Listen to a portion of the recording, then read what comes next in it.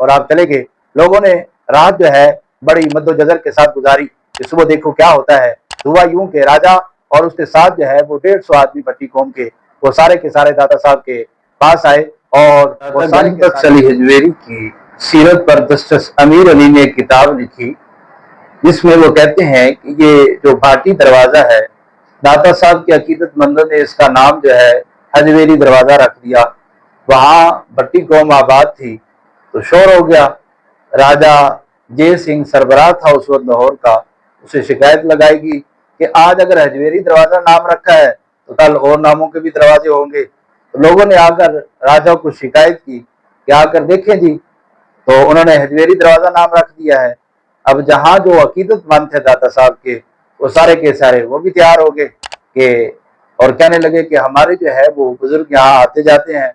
दाता साहब अलैहि रहमा ने असर की नमाज अदा फरमाई और आप बाहर तशरीफ लाए। फरमाया कि मसला क्या है भाई? कहा जनाब यहाँ भट्टी कौम यहाँ जमाने से आबाद है, इसी निस्बत से और इसी वजह से इसका नाम जो है वो भाटी दरवाजा रखा गया। आपके अकीदतमंद कहते हैं हजवेरी दरवाजा।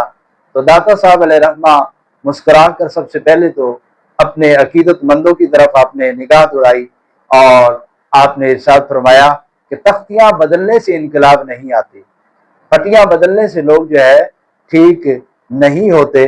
फरमाया अगर तुम्हारे अंदर ताकत है तो इनके दिल बदलो और इनको मोहम्मद मुस्तफ़ा सल्लल्लाहु अलैहि वसल्लम का गुलाम बना दो। ये तख्तियां बदलने का क्या माना हुआ?